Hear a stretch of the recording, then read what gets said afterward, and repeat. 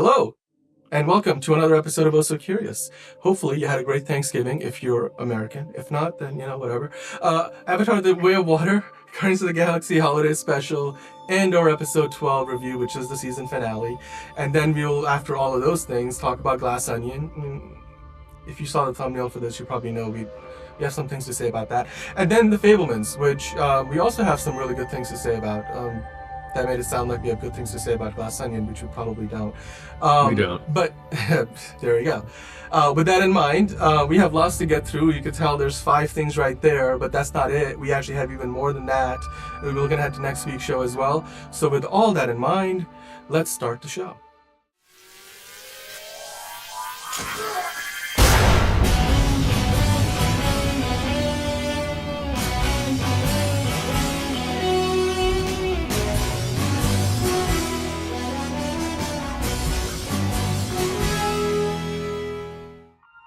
Welcome to another episode of Oh So Curious. It was Thanksgiving. Mine was pretty good. Had a good Thanksgiving. Angelina, welcome to the show. How was your Thanksgiving? Good. Lots of kids. Lots of bananagrams. Lots of kids. Lots of kids. They're all really cute. Love kids. Just a lot of. On this channel, we love kids. Dan, good Thanksgiving, bad Thanksgiving, thumbs up, thumbs down. How you doing? I had a very restful Thanksgiving. I think that's a good word to describe it because I spent a lot of my time catching up on lost sleep. So yeah, That's important for a guy like you. Yeah, no, absolutely. I'm glad. I mean, even so, like I feel like I probably could have used even more sleep than I actually got. And when I say more sleep, look, my standard for sleep is 3 to 4 hours a night. So when I say more sleep, like 6 hours a night for a couple of We're nights. getting into a realm of normalcy. We're all there. so concerned. Andrew's face is just like, and my face is like, what? Yeah, no, that's Dan for you. Yeah. Well, I'm glad you did get some more sleep. I wouldn't call it an adequate amount, but you're getting there. You'll get there someday, I'm sure.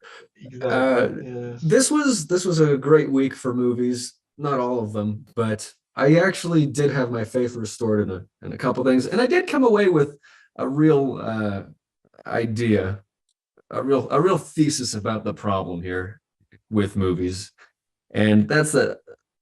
I saw Fablemans, I saw Glass Onion, I saw real actors, and I saw celebrities just sort of hanging out. And I think we've fallen into this weird trap where, and I agree with Quentin Tarantino, what he's been saying about the Marvel stuff, there are just no real filmmakers anymore. And honestly, to tack on to that, I don't think there are a lot of real actors out there. Celebrities aren't cutting it. Harry Styles, get out of movies. We were talking about that earlier. But I mean, I'm just I think we haven't actually been watching movies. Am I overstating that? No, it's definitely quantity over quality. And I think I still, like, my heart yearns for those movies that we got to see as a kid and growing up and stuff like that. Absolutely. I mean, one more thing is that the Strange World, Disney's Strange World, star-studded celebrity casting is failing. I just want to say it's 2022. I think we know celebrities don't make animated movies better. Let's just say that. I think we know. I don't even know what that movie is. Nobody does. That's the problem. Nobody's going to see it. That's part of the problem. They spent 100. Okay, I'll give you a quick summary. It's a movie where it's I think it's a family of people which I don't think they have a particularly interesting backstory. No. Where I guess some members are estranged from each other, but they sort of come together and they're on this alien planet and they have an adventure of some kind. That's about it. That's about all the marketing really told you. And there wasn't much marketing of it at all. Like, they spent $180 million on this movie. Disney thought they were going to make 30 to 40 million on opening weekend, this Thanksgiving 5-day holiday weekend, whereas the movie is currently projected to make maybe like half that. Yeah. And so it's a flop. I mean, it's going to flop Huge because flop. if it's Huge this flop. is what's doing an opening weekend, it's not going to get any better. Yeah, I mean, that's a failure in marketing, I think, for more than anything else. If you don't I don't know tell if it's people just about marketing. I don't know if it's Well, just marketing because I mean, there's been backlash about thematically and like what it tackles in the movie. There's been just a lack of interest in that stuff generally. Disney's had a bad track record this year. I think yeah. we're losing trust and faith in Disney. Plus, we had the whole Bob Iger, Bob Chapek thing happen this week too. Did you guys hear about the And drama of how that played out? no, No, what's but going people are on? like rooting for it. People are so happy. Everybody was happy that Bob Iger came back. A, Yeah, but Yeah. okay, so the day that they fired Bob Chapek, obviously the big thing was with immediate effect. There were like a bunch of executives, Disney executives, and maybe even board members who were at that Elton John Elton John. concert at Dodger Stadium, and Bob Chapek was supposed to, I think, introduce Elton John, and so he was at the concert, including the person who was like his right hand man, and then this thing comes out, like this press release, and everybody finds out basically at the same time. So Chapek found out through that release, not through any other like, oh hey, we're about to fire you, and then Nobody like We would told love him? to. yeah, and then most Disney employees learned from Bob Iger's email saying, "Hey, y'all, I'm back." Um, so he left the stadium while so he didn't do the introduction or anything. I mean, can you imagine? Like, I mean, okay, I feel a Wow, little bad Disney, for the way they went about letting him go, but Disney there was an is emergency meeting savage. leading up to this, so You something know must what? have happened which caused this to just unfold in such rapid succession. I think there's just been a lot of, they've had a really bad year. I mean, people, Yeah. the Disney name has kind of been tarnished this year. Didn't they kind of push out Bob Iger to start with, though? Wasn't he kind of No, like he pushed out? retired. He Did he? retired and he chose Bob Chapek to take over in his stead. That was his selection. Oh, And the board went with it. I mean, and now you have, because Bob Iger was the chairman of the board and he was the CEO. So he was the guy in every which yeah. way. Now he's actually, he's not on the board anymore. He's not the chairman of the board. He's back as a CEO for only a couple of years. So he's basically coming in to transition the company and pick out a new successor who's actually going to be good this time. Um, Oh, there's been that's rumors so So that maybe savage. the goal is to sell the company to Apple. I don't believe that quite so much because doesn't I mean Apple has the money. Apple has more than enough money to buy Disney several times, but I just don't think there's business sense there. However, I do think that Bob Iger is going to start getting back to releasing Pixar movies in theaters, not to send them to Disney Plus, like because yeah, Pixar was ready to like mutiny after Turning Red went straight to Disney Plus, Yeah. and not that it's that was a good movie. no, no, it wasn't. I mean, not there's been reports that it was Bob Chapek who basically mandated that stick to TV shows for Star Wars and don't do movies. So for all these movies that we hear that are in development and nothing has People are happy with announced a Andor. Andor was great, but Yeah. I'm like Star Wars belongs on the big screen. Can we get a few? I mean, if you can do Andor on TV, you can do something like a Rogue One on in the theaters. So I really hope that they get We'll back to see. what their Disney was doing before the pandemic, which is when Bob Iger basically left. So if you look at the number of movies they put out this year, they put out like three or four, where Disney like a year or 2 years ago was putting out like six, seven, eight or more. Yeah. And then I'm talking theatrically, like everything else they went straight to streaming. Even like I think even a movie like Disenchanted probably had enough, or Hocus Pocus, the new one, probably had enough of an audience that this should have had a theatrical run. So I do Yeah. think that there's those kinds of decisions that Bob Chapek was making. I mean, he was hated by the parks people anyway. So everybody at Disney Yeah. is super happy that he's gone. Yeah, Um, my friends that are like rooting for the other one to take back over. And I names, people names. But Iger. Bob Iger. Iger, yeah, to have Yes. him take back over, they're all park people. Yeah. Like all big park, like Disney heads, Yep. love it, love it, love it, live Disney till you die kind of people. And they're just like, we They hate hate Chapek. Yeah. Chapek, whatever his Because name he was in charge of the parks division before he became the CEO of Disney. So people hated what he would do for like Disney parks, all the decisions he would make. They at one point wanted to move all the Imagineers down to Florida from where they are in California. So that was like these are people like whose families are gonna have to move across the country and like they've been working for Disney for so long, But everything also, like what is that. the point of that? I guess because they have a much more. I mean, they basically run a city, like a literal city in Florida. So Yeah. like they have their Well, space. Disney Um, World, yeah, is I Epcot. mean, insane. It's Like like I the whole grew up city. with Disney World, Yeah. and it's Um, crazy. One thing I will say though, like, look, Bob Iger, like, for example, Bob Iger bought Pixar, he bought Marvel, he bought Lucasfilm. Like, he bought those, like, so he understands the value of those divisions. So I do believe that, he's not going to do a lot of what Bob Chapek was willing to do because, I mean, and the other thing, he's also dismantling the middle management that Bob Chapek put in place, including all the people like that were then because Kevin Feige and well, who runs Star Wars? Catherine. No, not Catherine. It's Kathy, the producer anyway, whatever. All the Asking the wrong studio guy. heads, huh?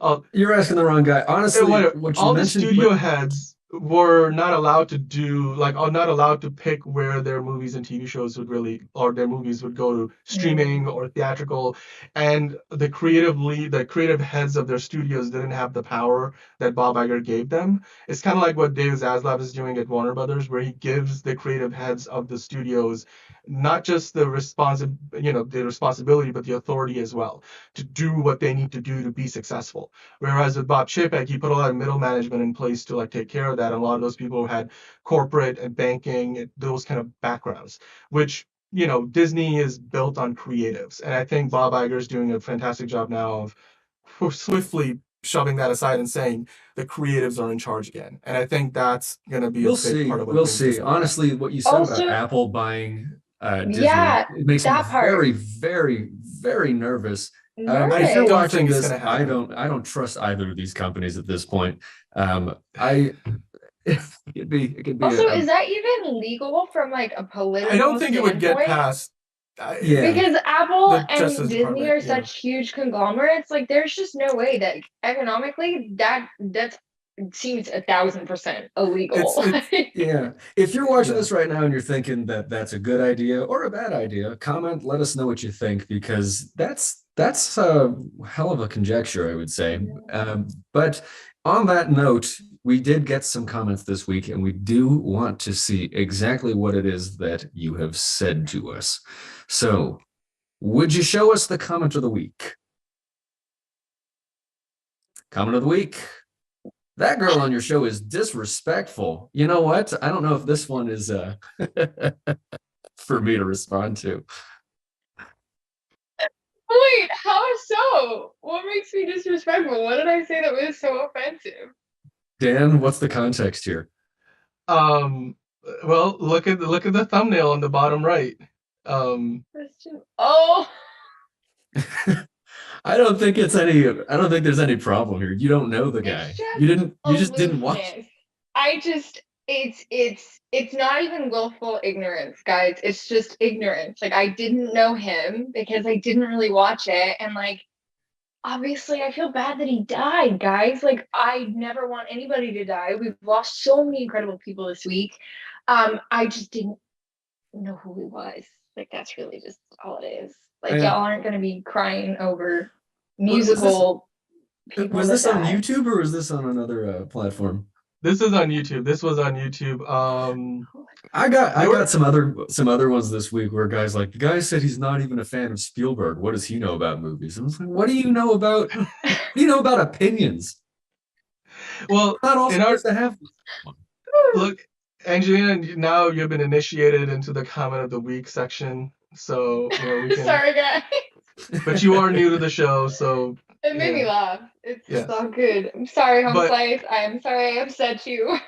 there were a Oh, couple other comments too in there where the guy, when there was one person who was like, I was a fan of the Super Sentai from 1975, and when the Power Rangers showed up in 1993 or something, I was like, oh, this Voltron light, like crap, like there were other comments in there too. I just thought like the the disrespectful It was was funny. kind of funny. It was funny. Because it was weird. Like, I'll be honest, we talked about it before we did the segment, and then Andrew, like, basically asked you about it, like, right off the top, and you were just like, Yeah. me? I was like, oh, Uh, let's see where this goes. It was hilarious. It sorry, was fun. guys. Woo! there's Me with the it's no same Disney fault of stuff. I'm your like, own. I don't know I, anybody's names. I'm sorry. Hey, It's like okay. Jason David Frank was. I mean, I've over the course of the last week, I've been watching all kinds of videos. Like Amy Jo Johnson, who was the Pink Ranger, she directs TV, a lot of TV now, and she did like a live stream, just kind of, for a place for people to kind of come in and talk about and remember him. And he was, you find out. I mean, we've done a lot of these tributes for so many celebrities that passed away in the last couple of years, and every time like it's somebody, because there's this effect where you may not personally know the person, but you felt like they were a part of your life, so you feel like you knew them. Yeah. And so when they pass away, you really start to find out just how much that person meant to people. And it's just, whether you're remembering them for one reason or the other, it's impactful. And I will always remember Jason David Frank as Tommy Oliver, the Power Ranger. And I even remember checking him out like when he was doing MMA stuff. So like he was the real deal. Like he wasn't just doing moves on a show. He actually Yeah. did MMA in real life. So yeah. No, I mean, that still weighs heavy on my heart. I probably didn't take it. It's one of those things where Kobe Bryant passed away and it took me I mean, probably that like was heartbreaking for me. Yeah. like a few months to even compute that we live in a world where Kobe Bryant, like he's not there anymore. It's Yeah. that level of, like God, because it's, you feel like a part of your childhood just disappeared, or he's gone. He's now, you can't like ever go meet him at a convention and something like that. So yeah, I do feel, you feel the loss. So Well, in any case, Yeah. welcome to the club of being hated on this show. Thank you. Thank you very much. The water's not so bad. Really? You gotta sort of adjust to it. It's welcome. Yeah, I'm Glad like, to have you. yeah. Oh, good.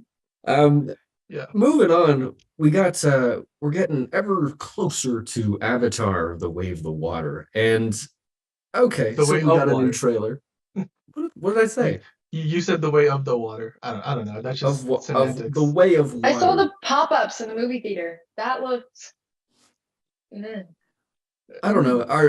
I'm not any more excited for this. Although I will say, getting an endorsement from Guillermo del Toro that's a good one to get. He's saying that James Cameron is a master at the top of his craft Wow. right now, because he's actually seen it, and Yeah. that's okay. I respect him because I happen to think he's a master who's at the top of his craft. I saw was it Midnight Alley last year, and just the textures that he put in there. I mean, it was a sensual experience, and it wasn't even in 3D. So for him Mm. to be, praising this, which is supposed to be a total enveloping sensory experience, Yeah. that's a good guy. Good guy to Yeah, get. I will tell you, I'm really excited, guys. I thought I wasn't gonna like Avatar when that came out, but I was Yeah. young. I mean, that movie came out 10 years ago now, the first one. 12, 13 years 13. ago. 13 Yeah. years ago, and that was like the showrunner of its craft at the time. Like it was like using the best technology. Mhm. So 13 years of technological advancements later, like I'm so excited to see this movie. I love the first one. The pop-ups in the movie theater did look really cheesy, I'll be honest, but I'm really hoping that the movie's not cheesy. I'll look, Well, yesterday in preparing for the show, I just sat there and like on the IMDb page, which you're looking at now, all the images that they have there, these are official stills from 20th Century Studios for the movie. So they're Mm. super high resolution. And I've got like, I was using my 4K monitor that I use for, color calibrated and everything for graphics work. And I just had these images up. And there's like 100 of them, over 100 of them. And I'm just sitting there. And each image is like an absolute marvel in the sense that Oh yeah. look, I was looking at the details. Like I'm looking at how real the hair looks. I'm looking at the textures on the skin. I'm looking at like how photoreal. Like the first Avatar movie felt like it was photoreal. This movie looks in every, like I feel like I can just touch Jake Sully's face and be like, that guy I see looks that and I can real. appreciate it. And I know a lot of work went into it, but I always go back to the idea of like live theater where, who cares? Or like an improv show where there's no props, no costumes, but if you're able to tap into people's imaginations, they can see and experience everything that you're doing. For me, this doesn't make it a better movie yet. If I go and for some reason I'm like, I felt like I was there, it was incredible, and the story was amazing, and I feel something in my. If I come back and I'm as we say, quelling over it, then I will. So I it's will eat just my the words. storyline that you're worried is going to be lacking? I Is that know it what? will be. I know it will be because the storyline in the first one was Pocahontas. Yeah, but okay, I it's get that, different. but like the thing is, I never drew those comparisons until afterwards somebody pointed those out to me. Because I in was the in the Yeah. theater moment, thinking it, like and when we were watching the movie, I was 14 Yeah, at I the was well, going to okay, say, I was like, you were a baby but critic. You were a but like harsh baby critic. most people, okay, but there for are the most blood. people go to a movie and they just want to be enveloped by the experience. And I think on that level, the first Avatar delivered in spades. And I do believe that this one, at least, I mean, look, the final trailer came out, just reacting to that trailer alone, they still are not really telling us what really is the story. And it just feels like you're going to have some level of repetition from what the first story, the original movie story was. Same idea, bigger scale, different kind of an ecosystem. They're more in next to the water, like the way of water, like all that stuff. And you get a new like not a new species of Navi, but like a new race of Navi. You look at this image here on the screen right now. You have Jake and Neytiri on the right, and you look at the shade of blue that their skin is, And they and you got look at the shade of tattoos. blue on these other new characters, and the female character I know is played by Kate Winslet.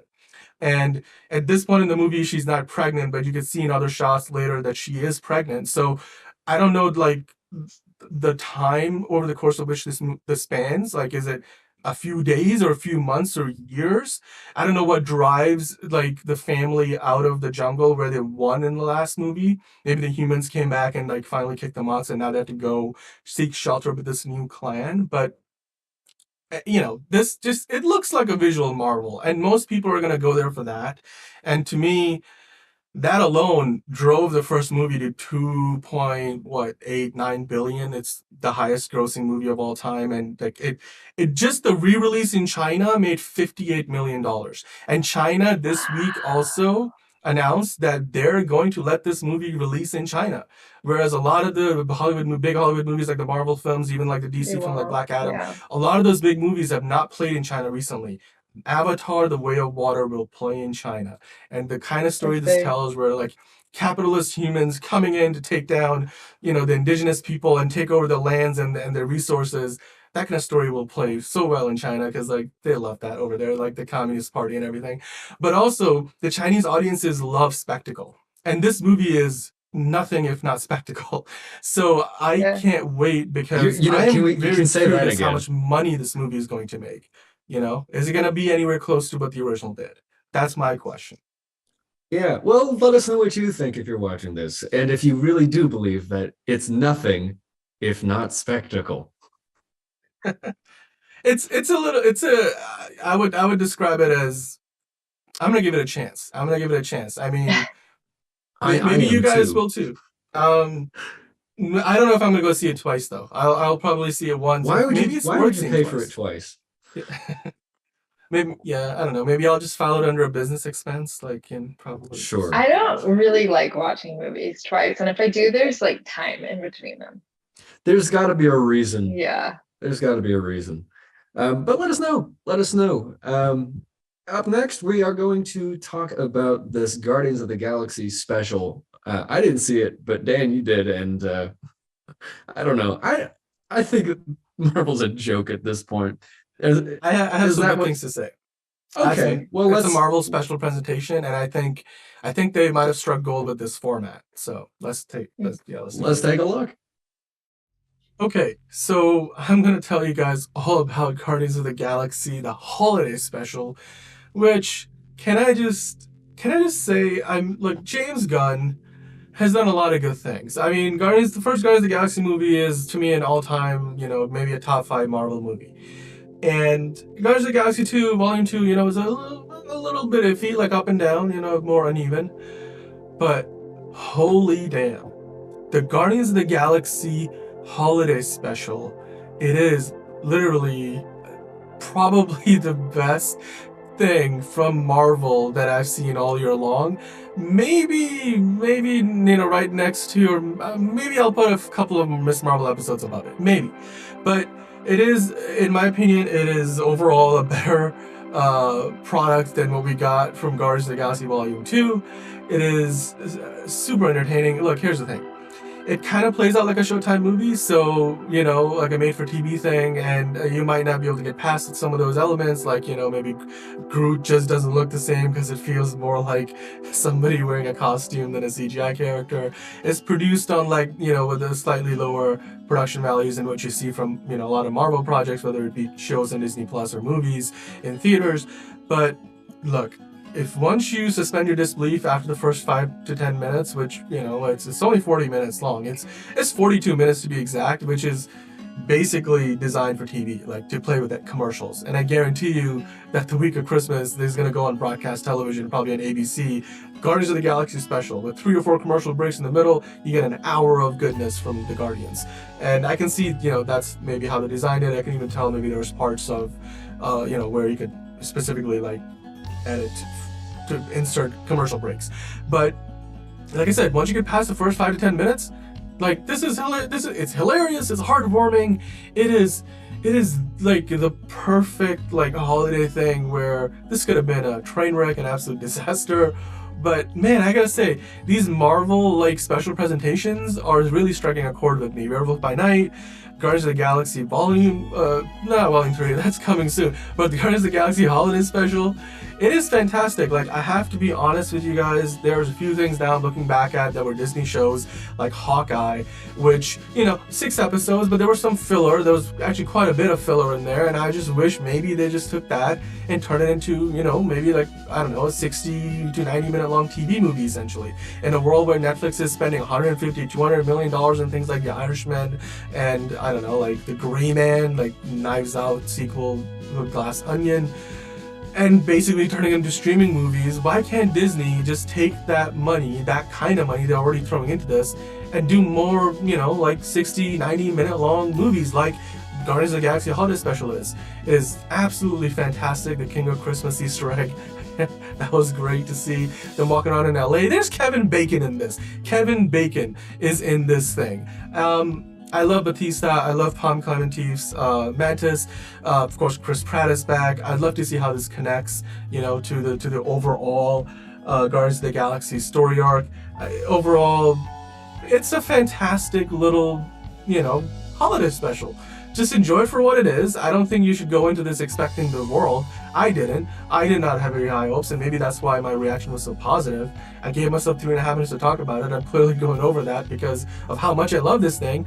But look, the story is great. They're basically going to LA, and they're we're gonna get Kevin Bacon as a Christmas present for Star-Lord, who's a little down on his luck, because Gamora is gone, and he basically would rather spend time with her. I mean, they had this whole, love connection going, and I feel his pain. I'd love, if I was in his position, and it's the holiday season, the festive season, he's finally back on Earth. He's seen Earth for the first time in decades. He's probably gotten more David Hasselhoff than he can, possibly handle in the last few years since Avengers Infinity War and Endgame. So, Star-Lord back on Earth was something I always wanted to see more of, him interacting with the culture that he idolizes so much. It is a heartwarming, I keep saying, it's heartwarming, it's fantastic. It is built and looks and plays and feels and talks and walks like a Showtime movie, but that's not always a bad thing. There's plenty of good Showtime movies. I'm sure everybody has something they liked at one point in time.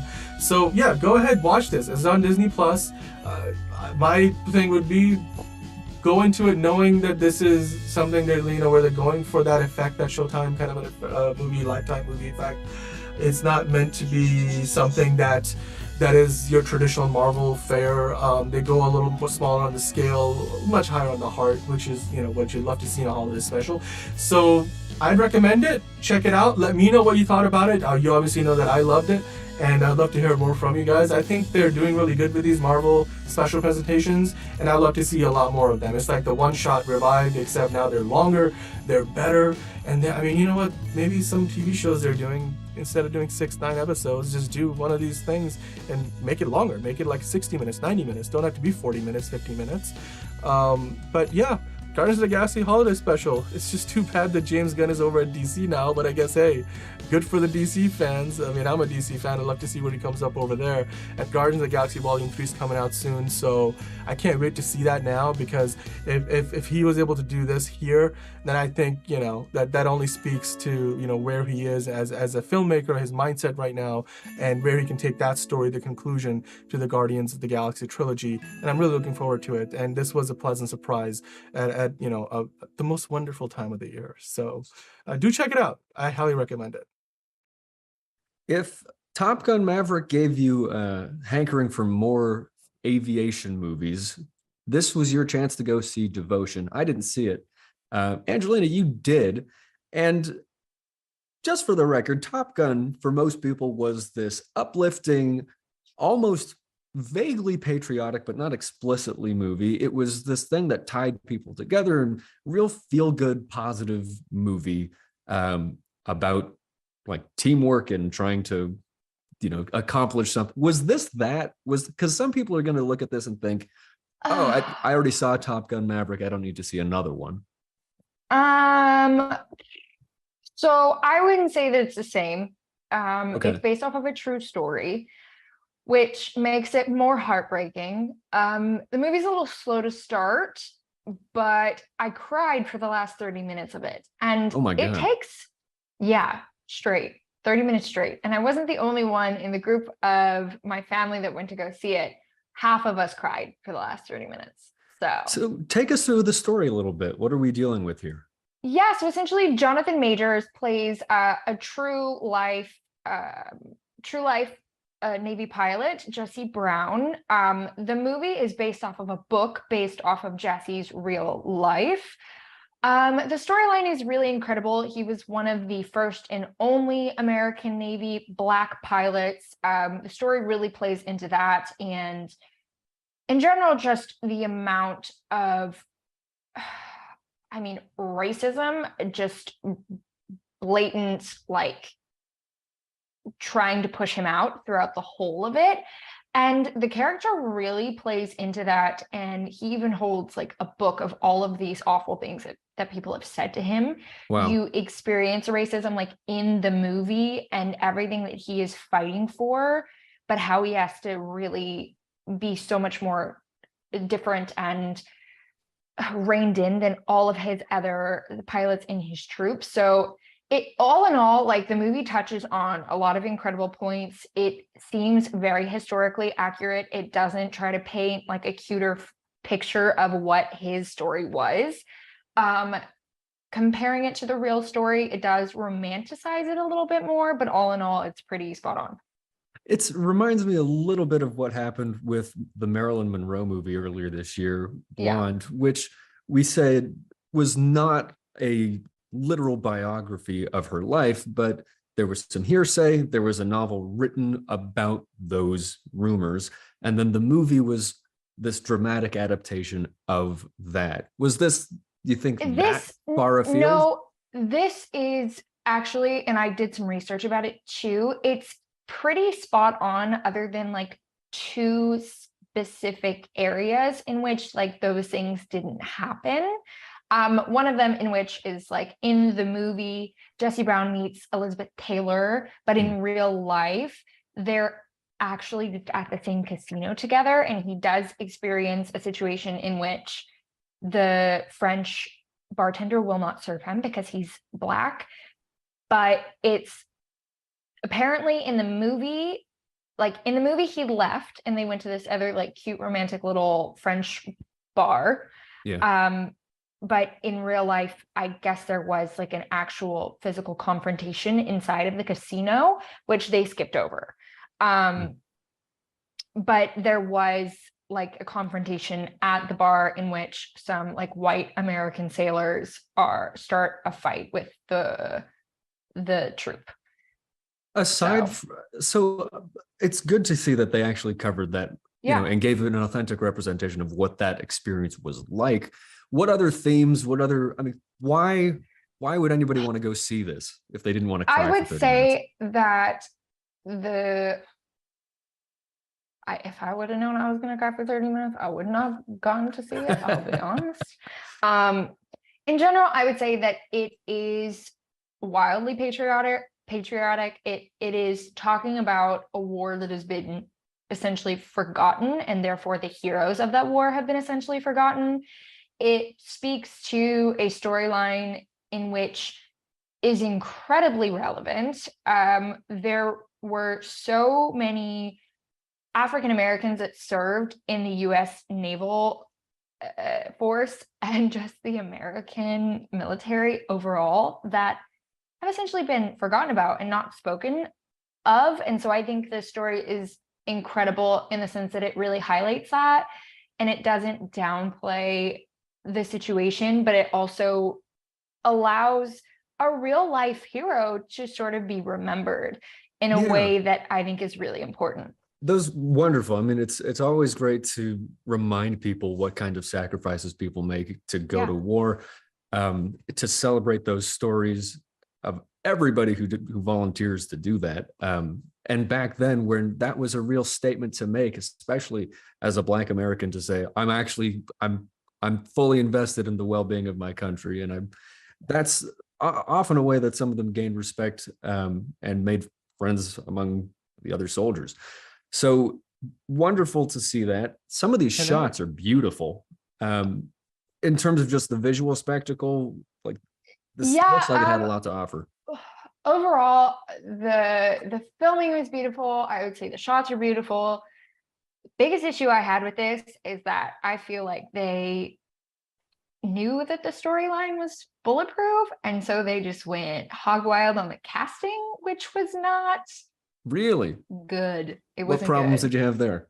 So I think Glenn Powell and Jonathan Majors were a good fit. They, in general, Jonathan Majors, I think even maybe he chose to do that as a character sort of defining situation, but he didn't connect well with anybody on screen. Like his wife, Daisy is a character name. There's something off between their chemistry. Like it's just not. And you don't think that was a deliberate choice, an acting choice? And that's honestly, as I'm sort of like ruminating on it more, because he had the same issue with Glenn Powell. I'm like, maybe it was a character choice. Yeah. But I don't know. I think it also could be a casting thing. Like sometimes it's hard to break that stuff down because there's plenty of bad directors. There's some people, we never see the cuts that, the takes that make it onto the cutting room floor. And if other choices might have been made, or sometimes you direct actors differently so that they have different objectives into the scene and they don't even know. And so we're trying to capture that dissonance. But and I think my biggest issue too is just like the names they put in the movie. For what reason? Like their characters did not add to the story whatsoever. Names like we have Darren Kazgasov, I guess is his last name. I don't even remember his last, I can't say it, but I haven't seen him on anything since Secret Life of an American Teenager, which I'm pretty sure ended when I was like 14, 13. Okay. Yeah. We're talking like 13 years. He looks great, but I don't know why he was in this movie. Like his like pilot attitude of his character was just like, what the hell? Like, why are you here? Joe Jonas is in this movie. I don't know if they allowed him to be in the movie because they wanted him to write a song, or he demanded to write a song for the movie album as a part of being cast. Like, I don't know why they were in this movie. Like, I feel like they put so much emphasis on these names, but I don't know why they were there. Like I said before, I think names are a real problem with, they think it's a marketing solution. And at the end of the day, they have something that is not a quality performance. But then on top of that, I feel like they should have actually just spent more money on marketing, because the movie storyline is incredible. And if I hadn't have seen this movie, I would have never known about Jesse Brown. Sure. Well, talking about the marketing budget and just the numbers in general, Dan, what are we looking at here in terms of the reception, the costs? Yeah, I was just looking at the Rotten Tomato score, which I have up on the screen. It doesn't have a ton of reviews. It's got like 76 reviews right now from critics, and it's like over 250 for the audience, and the audiences love it. I mean, Angelina, you said you cried toward the end of the movie, which Yeah. can unless unless it was like, oh my God, why did I come to see this movie? Bad cry. Unless it's that, I can only imagine that's a good reaction. So It's uh, yeah, yeah, it's a heartbreaking movie that speaks to like a really incredible story and someone who gave his life for his country because he knew that that was the only thing he ever wanted to do. It's really incredible. and to add to that, look, I back in high school I did some research because I was working on this big documentary video project on the Korean War, and learning about how it is truly the forgotten war. It's Yeah. uh-oh, sorry, my computer's going off. Give me one sec. But basically, to me, the thing that I learned was, it was people coming from the Vietnam War, like the veterans were treated pretty badly because of the political like ramifications of how the war played out and why it Yeah. began and all that jazz. But for the Korean War, it was even worse. Like you have people who just were forgotten about, and not to mention if you're just talking about veterans in general. I mean, if you're an African American veteran, you probably took the worst of it. So to me, like a movie like this tells a story of not only a forgotten war, but the forgotten hero of a forgotten war. And Well, regardless of even whether you're speaking to patriotic or that not, it's a good human more, story. am I allowed to give away the ending a little bit or no? I mean, it Absolutely. is a spoiler review. It's a spoiler Okay, review. yeah, I'm like, Yeah. sorry Also, guys. it's history. So what goes into that, exactly what you're saying, Daniel, is that Jesse Brown was never brought home. Like he crashed. Glenn Powell's character, Tom Hudner, who was his wingman, crash landed his plane in order to try to save Jesse Brown, and Jesse Brown was stuck, bled out in the plane, and they never brought his body home. Which, if the biggest thing about the American military is that they're always supposed to bring them Glenn Powell's character, Tom even Hudner, if it's posthumously. Still to this day, Jesse Brown, like Tom Hudner's family is still trying to excavate and find his body to bring him home. They never brought him home. He just died. And so that was shocking for me, but he just died. And so that was shocking for me, but they played it so, I mean, the movie it's a good movie. It's really sad. It sounds like of like some of the smaller characters is not good. Yeah, I was gonna say it sounds like this is a full meal of a movie, and it commits to the reality of the history. And it really, I mean, just looking at some of these stills, this looks like something compelling to watch with a story that matters. Everyone that I watched it with, I went and watched it with the family. Everyone loved it. Half of them did cry. And then one of my really good family friends, he's actually a retired U.S. naval veteran, and he said that it was all spot on as far as like the way they handled it. You can't ask for anything better. Yeah. That's wonderful. Well, go see it. Tell us what you think. Comment right here and let us know if you agree or if you disagree or anything else if that's on your mind. If We're I could on add all to the that a little bit. Sure. This movie was made for 90 million. It's currently made 9 million on its opening weekend box office.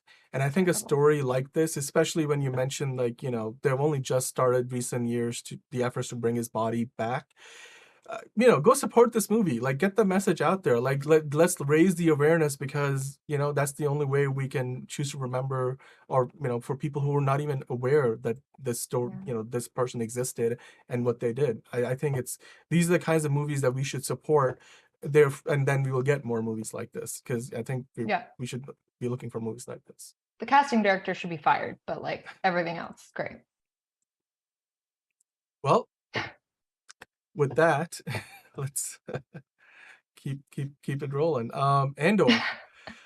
Did any of you guys watch Andor at all? Are you caught up, or are you watching, or are you planning on watching Andor at any point in time?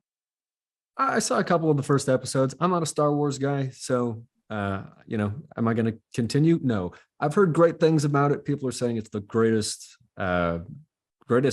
content that Star Wars has put out in years. I would agree with I feel like that. it's gonna be one of those shows that like somebody's gonna turn on and I'm gonna get hooked and I'm gonna have to watch it. But it took me like 4 years to get into Stranger Things, and once I started watching it, I couldn't stop.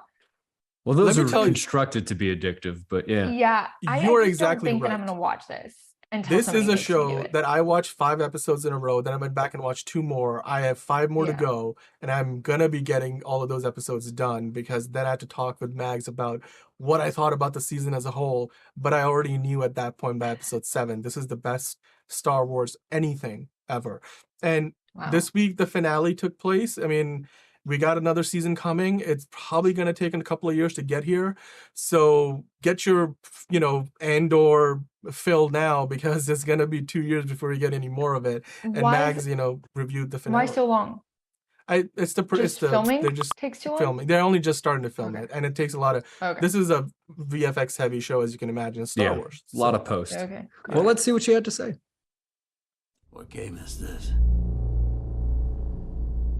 No game. Andor, episode 12, the finale. We're finally here. That's how finales are meant to be done. Truly, truly, truly epic. One of the best finales to a series I have ever witnessed. So many emotions, so many things to talk about.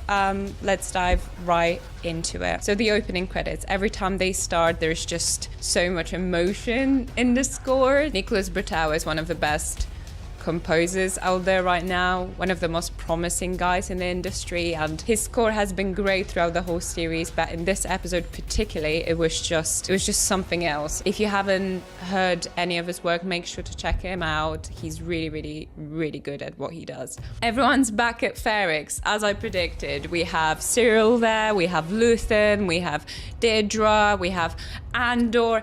Everyone's at Ferrix, even B2 made an appearance, and I found it very interesting how we're back in Ferrix. So we started at Ferrix and the whole series took full circle to go back right where they started. They saved so much time and so much probably money on just going back to where everything started. There was no time wasted on introductions, the new characters, new planets. So what series managed to capture, and it's most specifically in this episode, is how sinister, how evil the Empire actually is. So, back in the older Star Wars, yeah, they're the bad guys, but there was something very childish, almost like cartoony.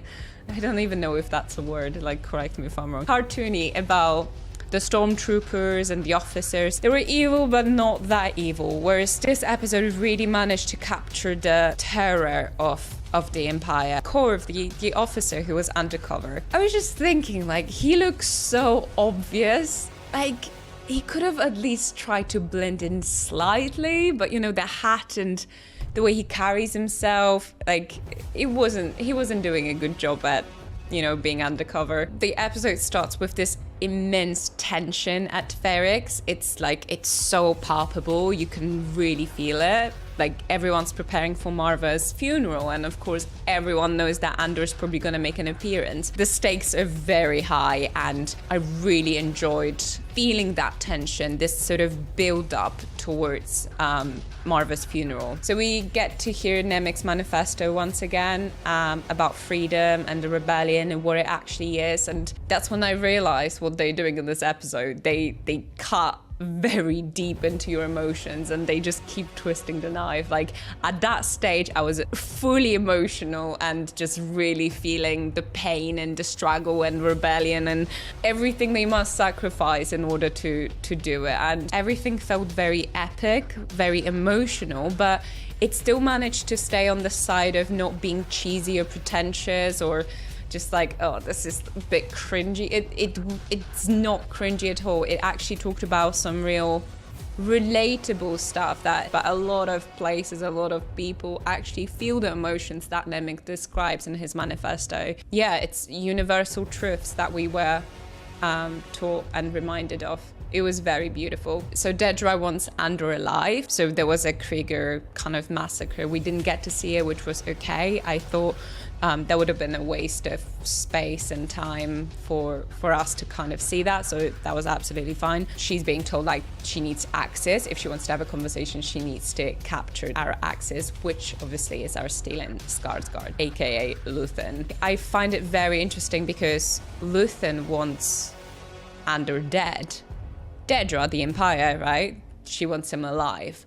And once again, we're here with this juxtaposition of good versus evil, bad guys versus good guys. Who actually is good, who's actually bad in this equation? If we think in those terms that killing someone is probably one of the worst things you can do to a human being, Dedra's less of an evil in this equation. It's actually rebellion. It's Luthen who's playing with the dark forces. I loved how the anvil represented the start of the series, and here it kind of represented the great finale. Again, going back to this idea of the full circle. In a way, we've been given a glimpse in episode 1 where the series finale is going to take place. So something that represented in episode 1 like a start of something. It was done in the same way for the finale. The anvil represented the start of the end, as well as Marva's funeral and all the events that were set in motion. The funeral itself, perfectly choreographed. I really enjoyed how the music and the rhythm perfectly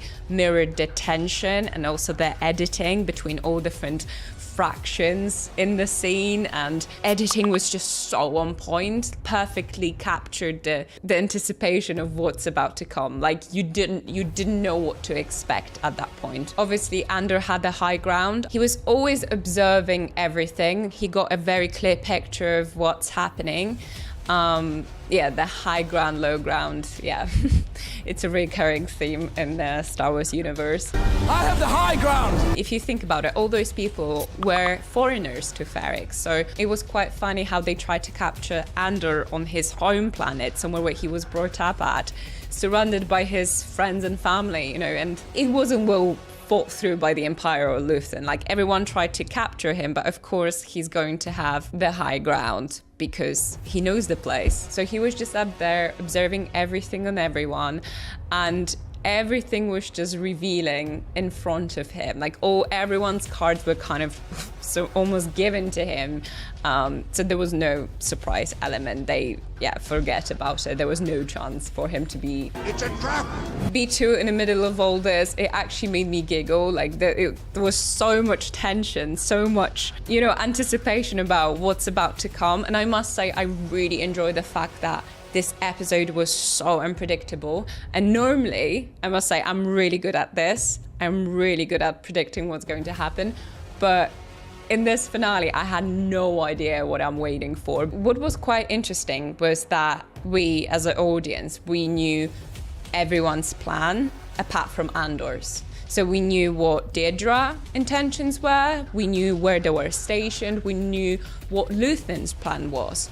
But the only person we actually weren't aware of, or what he's going to be other than rescuing Biggs at some point, was actually Andor. Biggest highlight, Fiona Shaw's last delivery. And I'm so glad that we had this one final scene from her, and even though we didn't get to see her die, I knew she's gonna make a comeback. She's not there, but still she's kind of working as this one major distraction to Andor to succeed and for the rebellion to form. So, even after death, she was still a beacon of hope and inspiration. And she's speaking to everyone there. She's managing to reach everyone's hearts. Luthen's, Empire, people of Ferrix, everyone hears and gets something out of this message. She started a real rebellion there, and everything that followed afterwards was just a massacre. Cyril saves Dedra. That was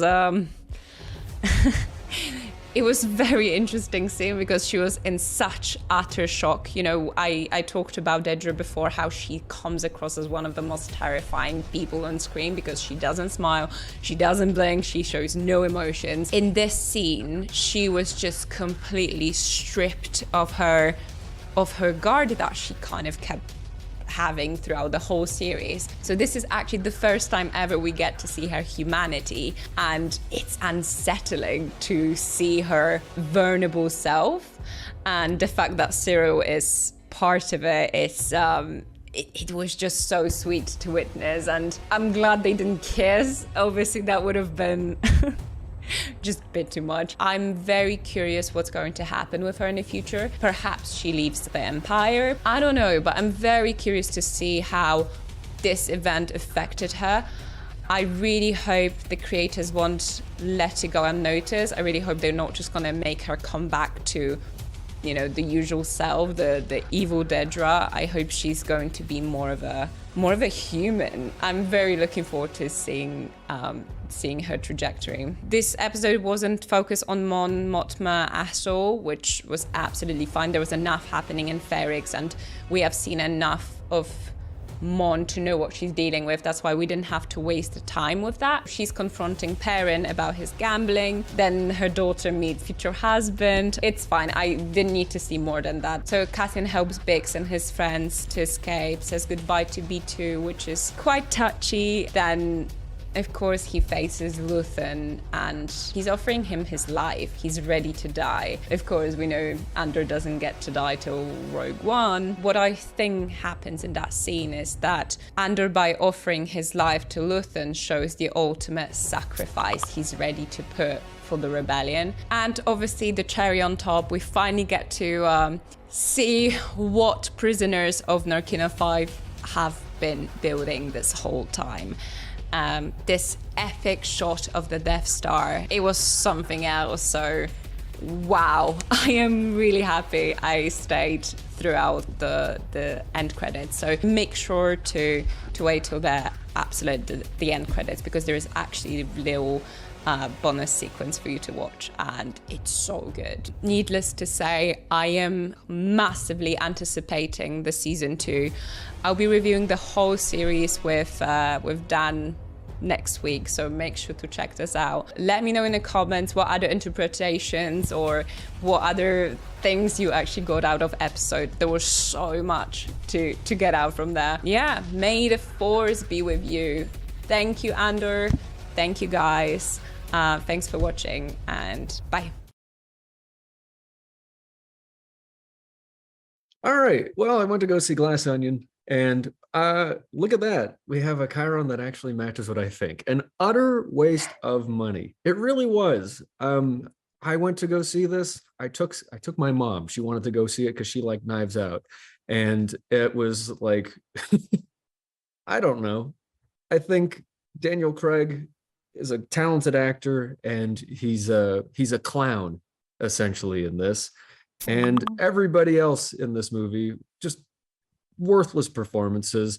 I just, even Edward Norton, who I love, and this movie was just a waste of his talent. So much of this is just a big, it's an ostentatious show of how much money they spent on this thing and the names that they could get. And what you're left with is a really bad, long season of a miniseries edited into one long movie.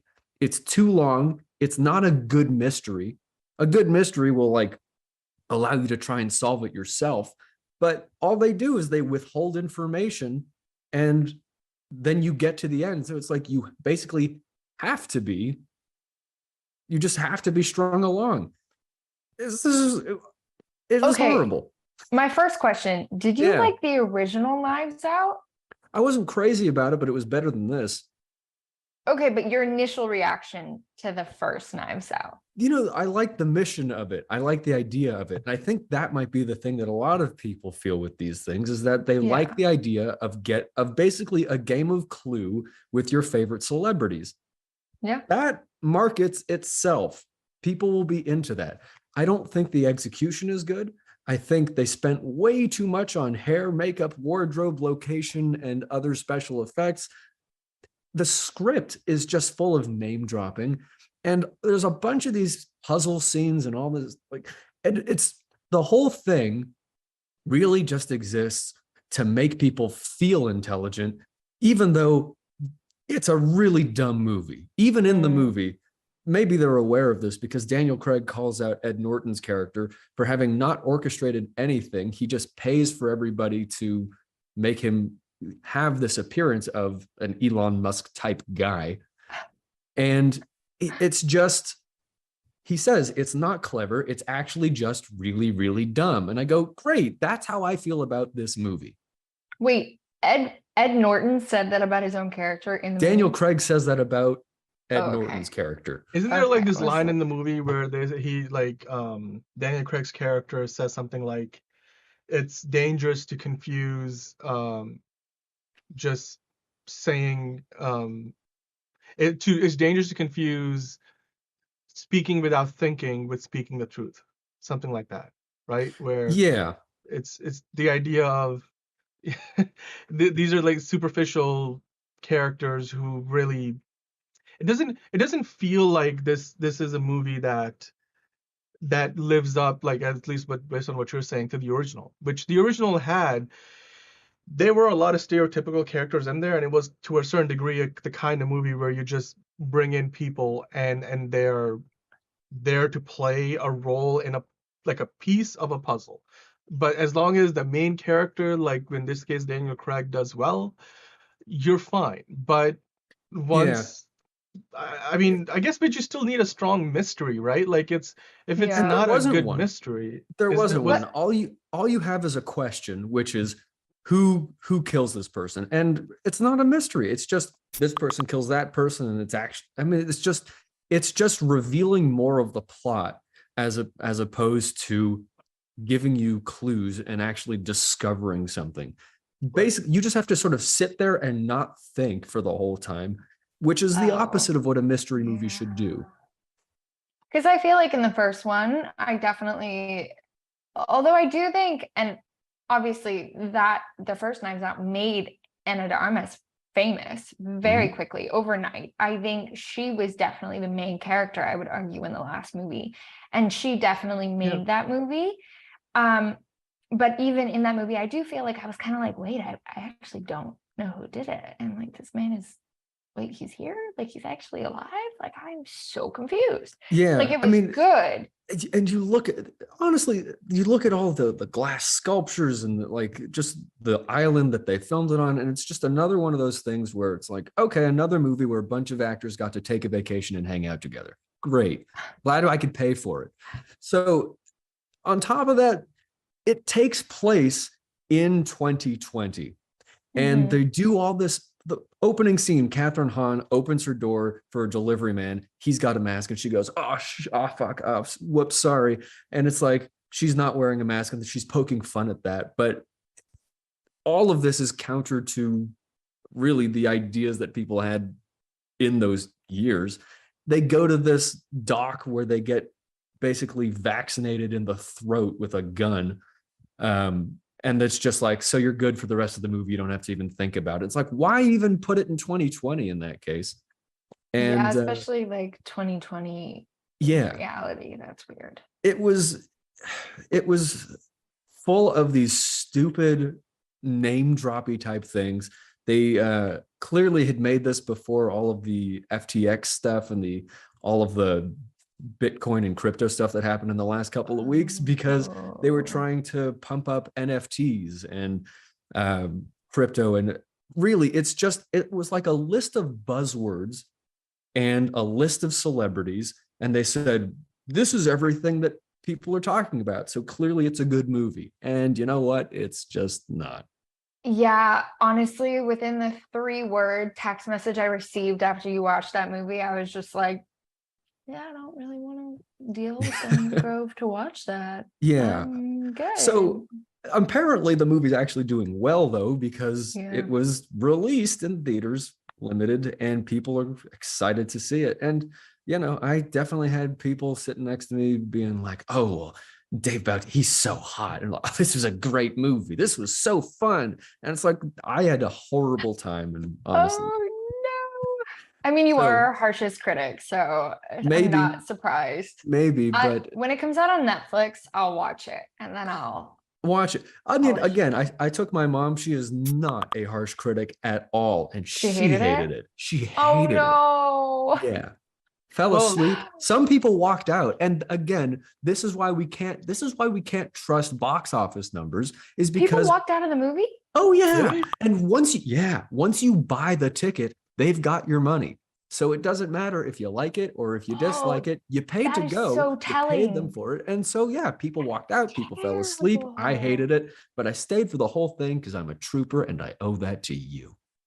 I have never fallen asleep Well, during a movie. I'm sure we talked about this pre-show, but I had a weird experience because I bought my tickets online, went to the theater in AMC near me, which is like my usual go-to, and then I walk in, it's the last showing of the day. I walked in like 10, 15 minutes after the showtime because they show you a half an hour of trailer, so I like to like skip Yeah. that. And there was like a cop there, like, oh, can I help you? I'm like, yeah, I'm here to see a movie. Like, it's a movie theater, right? Like, and I've got my ticket. I bought them online. He's like, yeah, we're closed. We closed like 15 minutes ago. Like, and there's nobody here to validate your ticket, which seemed like a really odd thing. I've never had that happen before. I walked in to like Yeah. midnight showings like 15 minutes after this started, and it's not been a problem. No less on a Saturday. I don't know what happened there. I got my money back at the end, so maybe I saved some money, like in effect, because Strange. now I can just wait till it drops on Netflix. I don't have to go Yeah. watch it in theaters. I mean, look, it is doing well with the critics. The 93% Rotten Tomatoes, 222 reviews, 93% with the audience rating.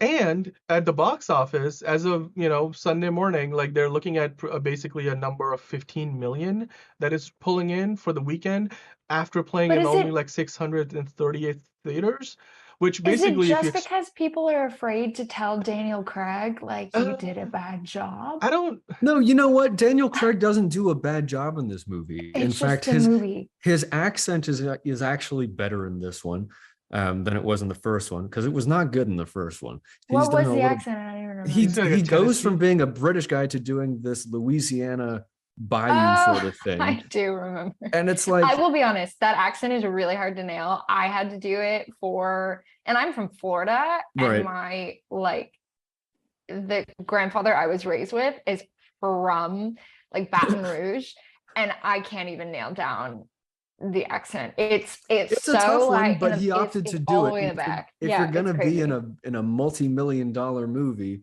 and do an accent like You just that's, go and hire a Louisianan to teach you. or you at least you try to nail it before you start filming. But Yeah. I think after you're James Bond and you sign up to do something like this, everybody kind of knows, victory lap, just kind of enjoying it. It's going to be funny. I don't have a problem with that. I just think the rest of the movie isn't funny enough to like work with that character. And I don't know. It wasn't even convoluted, and it could have been. It was just them not Well, giving you all the information up front. let me ask you this Not then. Like, good. here's the thing. Most people will. I mean, the movie's called Glass Onion: A Knives Out Mystery. It is basically the same continuity, different stories. Only one character really comes across, which is Daniel Craig. So, to people who went and saw Knives Out and are fans of that movie and would like to see more of that movie, which this is meant to be, what would you say to them? If you like the first one, this one still has Daniel Craig. It still has a bunch of stupid, out of touch rich people with their rich people problems talking to each other. And honestly, the whole conceit is really getting revenge on them. And something I wasn't crazy about, a bit of a spoiler, is the resolution, it seems, comes from burning the Mona Lisa, which I wasn't a fan of. It's like you're getting revenge on Ed Norton's character who bought it, and he has sort of a fetish for it.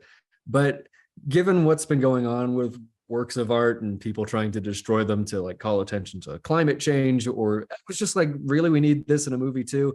I That's thought, just straight sacrilege. yeah, Being as that's someone who weird. studied in France, like I studied in Paris, France, and I went to the Louvre.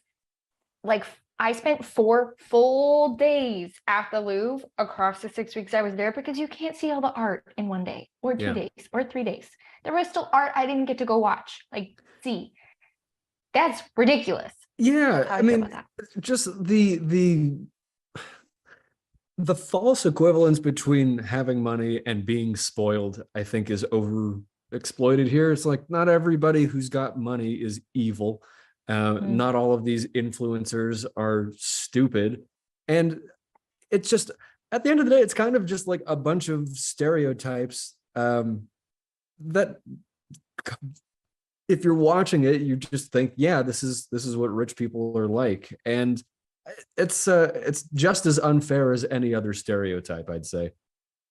I mean, to kind of follow up on that, like this, from a business standpoint for Netflix, is meant to be like this big spectacle play, and they gave like 400 plus million to Ryan Johnson and Daniel Craig to make 2 sequels.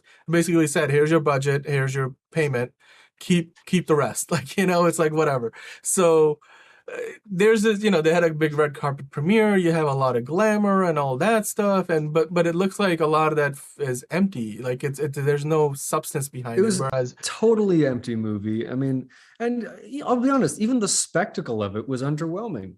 It was, there was a lot of glass, and they broke a lot of glass, and they okay. there was a replica of the Mona Lisa, and a big island thing. And I'm sure the way it was actually built, I'm sure the actual building was CG, but I just thought it was a silly waste of time that they dragged out for way too long. There's an entire middle sequence where they expose one of the characters as actually being the twin sister. It's like, I don't care. You still don't have any, where that sequence starts and ends. It's any of these people could have killed the guy. And at the end of that sequence, any of those people could have killed the guy. It's like, that was a waste of 45 minutes. I mean, I can't believe they used that trope. Okay, well, it looks like this movie, based on what you're saying, just relies on tropes, stereotypes, and then just, I guess, political messaging, or like maybe not political, but just like what you said with crypto and stuff like that. I never like it when that stuff is put ahead of telling a good story. Like, just tell me a good story. That's all I need. It really good mystery like keeps you hooked.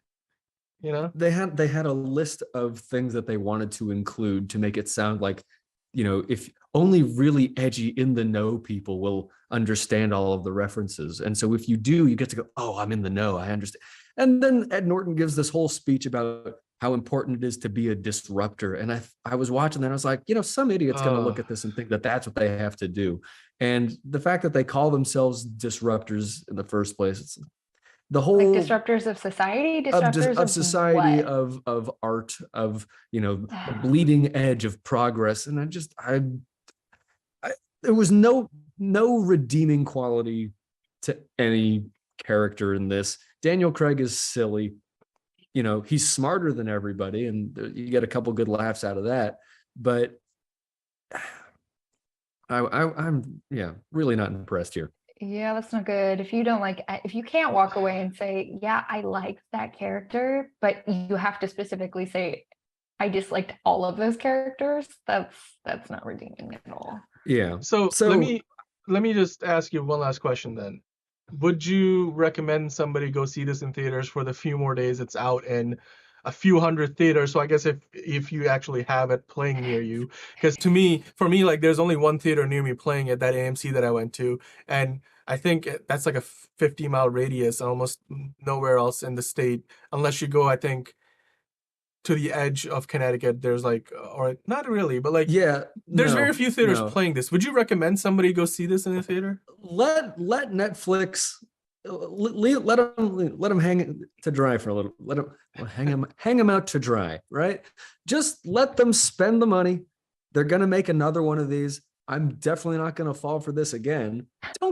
This happened with Gray Man. This happened every time they go, Netflix has released its own content. It's so good, we're actually going to tease it in theaters, and you should pay to see it there, because actually, as it turns out, we're not making a whole lot of money on our typical model of gaining subscribers. In fact, we're adding ads.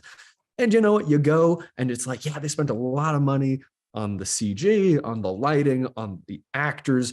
Gray Man, they spent $200 million, and it was bad. Well, they were So, trying to yeah. establish a franchise. That was clearly And- the intent of that movie, was we want to turn this into spin-offs and sequels galore.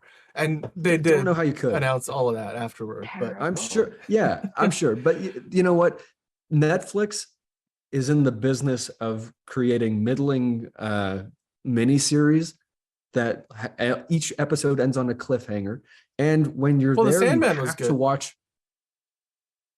The Sandman What? was really good. And Stranger Things, I mean, but they're like exceptions to the rule. Stranger maybe. Things I haven't got seen better. Sandman. Stranger Things, I actually think it's one of the best shows I've seen in a long time. The last season was good. The last season The was latest, good. I think the season 2 and 3 before were the newest one was worthless. a little lackluster. I liked the first couple of seasons, then season 3 was a little Season But 4, what I'm saying here is Maybe the best I think it was a season. big transition season. this yeah. movie, this series of movies could be a mini series. But what they did is it's like when you've been watching Netflix for too long. I got that Netflix fatigue feeling in this movie. I was like, this feels like 4 episodes of something I'm not crazy about. well, So there's going to be a absolutely sequel. stay home, watch it there, take breaks in between because they don't divide it up into episodes like they should. Yeah. Well, there's going to be a That's a- sequel because they already paid for it. They paid like $500 million to make 2 sequels to the original. And Good this is for only them. the first of those 2 sequels. So more to come. Yeah, Right. we'll see. But you know what? It's not just my opinion that counts. Let us know what you think. And if I'm totally wrong, if I missed something, if maybe I'm the big idiot here, I would love to know. Let me know. I'm really interested to hear your opinion on this. Maybe the you'll meantime- be called disrespectful next week. Yeah, it could happen. Okay. However, right after this, the next day, I went to go see this movie, The Fabelmans, and I was actually at a loss for words with this. I was emotionally moved. Even in this review, I'm like still kind of recovering from the emotional halo of this movie. Here's that. I love this movie. It's a Spielberg movie too. It was. The Fabelmans is perhaps the most relatable Steven Spielberg film I've ever seen. It tells a story of what we can assume is based on a young Steven Spielberg, and takes us through a sort of James Joyce Portrait of the Artist as a young man timeline of early youth. We start at the first movie he ever experiences, and he's afraid of it because he doesn't know what to expect.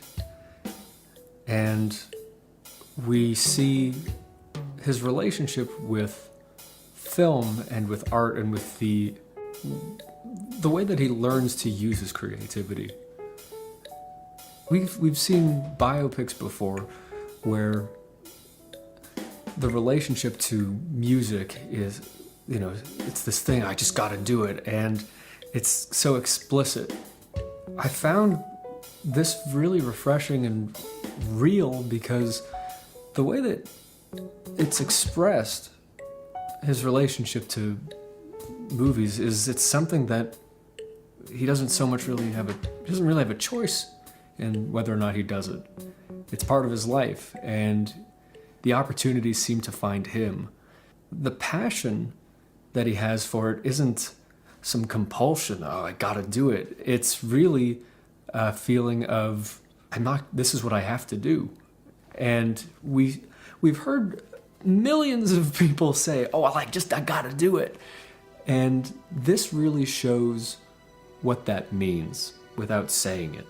He doesn't fit in at college, and he's trying to give a normal job and a normal path a chance, but it's just not who he is, and it tears him up.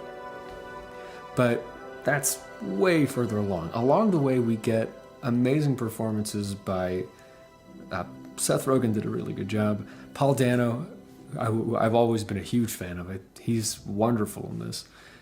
And there's a couple other cameos, but everybody brought their A game in this.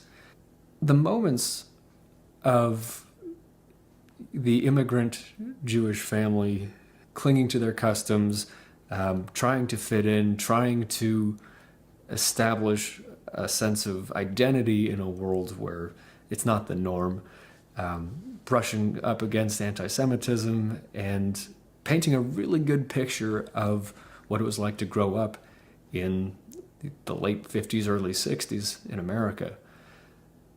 There's laughs.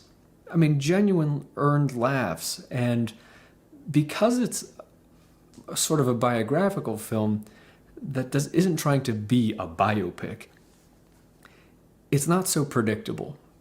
And yet it rings true because, the events unfold naturally. When you're a creative and the son of a really practical man, in this case, an engineer who builds toys and computers and works for IBM in the end and is a really smart, intelligent man, you know that you come from the same stuff, and yet you're not driven to do the exact same things. This captures that in such a real way, and we get not a big, overly emotional acceptance of that in the end, but a realistic understanding and respect.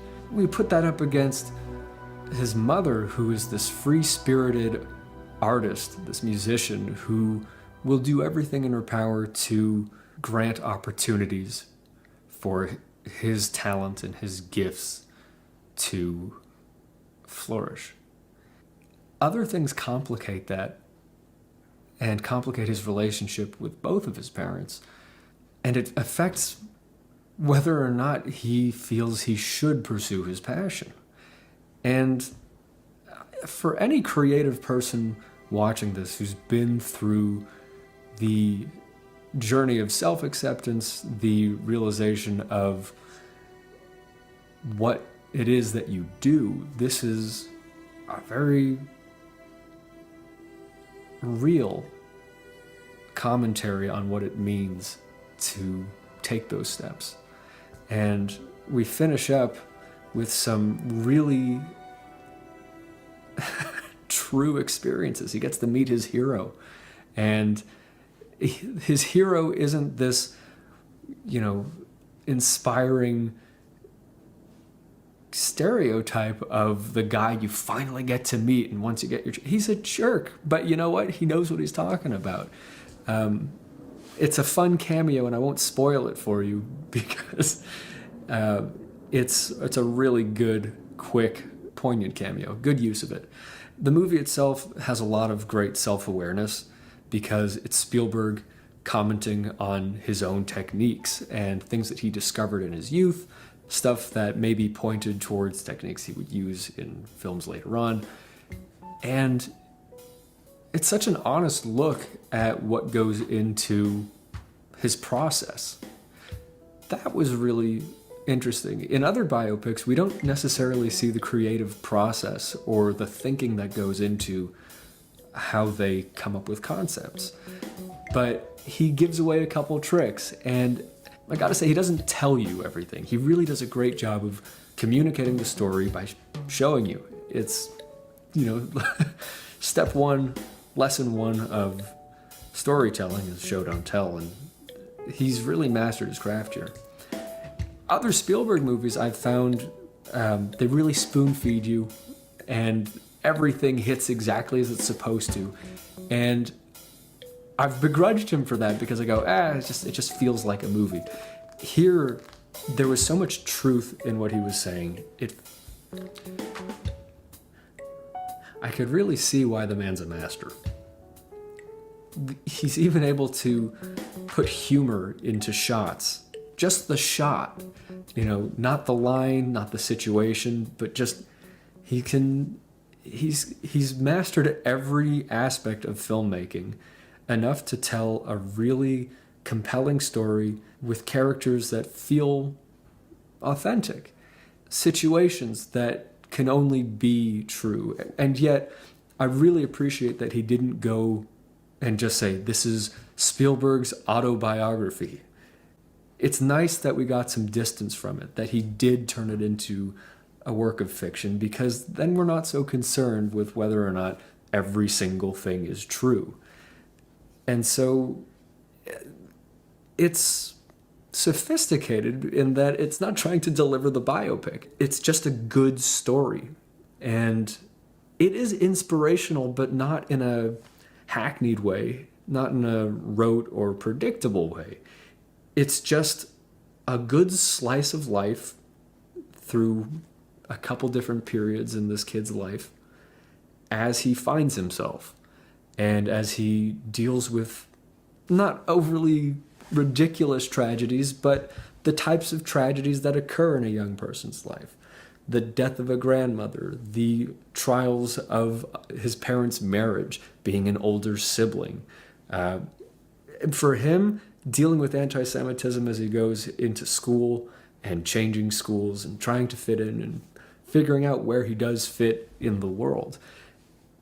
It's almost as if the camera was put into his hands, the passion was there from before birth. I mean, it's like he really was meant to do all of these things, but not in this majestical, magic, unbelievable way. It's really just, it felt like life.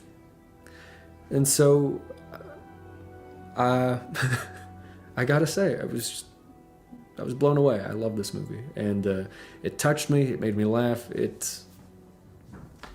don't know. It just rang true. Being a big fan of Paul Dano, I also have to say there was a particular scene where they're driving to California from Arizona, and he's in the car, and his wife runs out to sort of sulk on the hillside, which brought me back to the first time I ever really enjoyed one of his performances, which was in Little Miss Sunshine, where his dad pulls over with the whole family in the car, and he runs over to the hillside when he learns he can't be a pilot because he's colorblind. And sort of a full circle moment for Paul Dano, where he's coming into his own as an adult, as an actor who can play these more adult roles, and he nailed it. I don't want to spoil this because it was really a unique ride, a poignant movie, and a good experience. It made almost every other thing I've seen in the last couple of weeks feel like a total waste of film. This is one that will stick with you after you watch it, whether it makes you laugh or cry or walk out in somber thought and deep contemplation. So I can't recommend it highly enough. I thought this was a great movie. You should go see it. Well, that about wraps it up for this episode of Oh So Curious. Thanks for making it this far into the show. Glad that you have liked and subscribed. Oh, you didn't? Well, make sure you do, because that's important. And next week, we got some more Bollywood Virgin content for you, because we know you're a little kinky and you love to see us get all Bollywood Virgined over here. This week, you're calling this DDLJ, the weekly must-see. What are we in for this week, Dan? Yeah, it's that's the, I would call it the acronym of the name. It stands for Dilwale Dulhania Le Jayenge, which basically, I guess that translates to what he said. Yeah, that it translates to the lovers will take their bride away or whatever. That's a very crude translation. Honestly, it's a very crude translation. It's basically a movie. It's like I would say it's the closest thing to Romeo and Juliet that you might have seen from Bollywood. Was this made in the 80s? Is that Shah Rukh Khan? Yep. That's a much younger Shah Rukh Khan. This is from the 90s. This is a much older movie than what I think we've been watching recently. We've been watching movies from the 2000s. This was mid to late 90s. It's a movie that like holds like a few records in Bollywood too. Like it came out like at this point over 2 decades ago, but even I think it might still be, but as far as I know, even a few years ago it was still playing in some theaters in Bollywood. Like they just put it up. Like, oh, we don't have a ton of movies to play. Let's put this up back in theaters to play. This is also the movie, if you watched Miss Marvel when it was out, there's a scene when they're when her the person she's like really into, that kid like takes her out for a joyride in his sports car, and they're talking about like what movies they like, and Kamala says like, oh, I think Bazigar is way better than DDLJ, which Bazigar is another movie that Shah Rukh Khan did before, with including the same actress like Kajol, who's in that one too. Which, by the way, we can do that one at some point, because Bazigar is a remake of a Hollywood movie, which was a remake of an older Hollywood movie that was based on a book. So we can do that comparison at some point down the line. But yeah, so if you watch Miss Marvel and you were like, what is DDLJ? We're going to watch that next week and talk about it. I think it's on Amazon Prime, so it's not that hard to find. It's so cute how into this you are. You can see how passionate you are. Me? Oh, this is one of those This is movies, his culture. like, this is what he grew up with. I know, literally, it's one of I love those. it. It's gotta one of those say, like, 2 or Shah 3 Rukh Khan movies is that I great. remember, like one of the oldest things I remember watching kind of movies. That's That's like so late cute. 90s. I was Yeah. born in 95. Like I was maybe the first time I saw it, I might have been 3 years old. So one of my Wow. first sets of memories of movies, period, comes from this This film. movie. That's So, awesome. yeah. All right. Well, in addition to I'm gonna that, we're going to prepare be talking myself about for singing. Andor.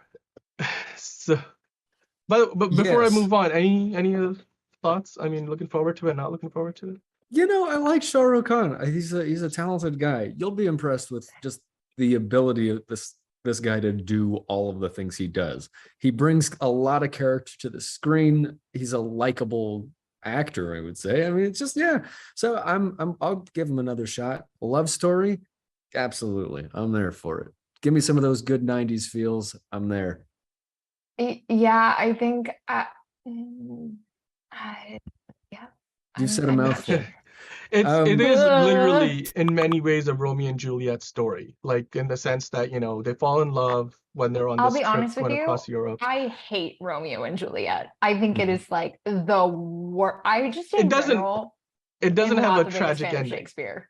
So Like it doesn't even have a his comedies. You're into people don't die. Shakespeare? No, yeah, no. I'm like the only actor of all time that was like stage trained that is just like, yeah, I hate this man. He's What- so depressing. He's He was depressing? so pessimistic. Yeah, in so many ways. Every single one of his, like even can his see that. comedies are tragic. I'm just Yeah, like, they're all tragedies. Yeah. Well, life is They a call them Never knew love. Shakespearean tragedies. Life is Yeah. a tragedy, and we're all actors upon the world's stage. It was meta commentary before meta existed. You can't Your hate faith Shakespeare. in life. I hate Shakespeare. I do. It Oof. is what it is. But no, that's the art, is seeing the beauty in the hopelessness and understanding that you're here for the show, and you put on the best show you can, and then it's over. And then you die. Yeah. The Yeah. fucking Hey, hell? then But nobody Like, people don't die at the end of this movie. So just saying. good. Okay, good.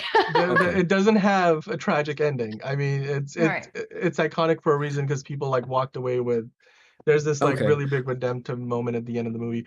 But that's not the only thing we're doing next week. We're probably gonna be talking some more Avatar, because that's coming out soon, and it's gonna be the biggest thing in the world when it does come out. It's gonna get a Chinese release, so it's gonna play virtually everywhere.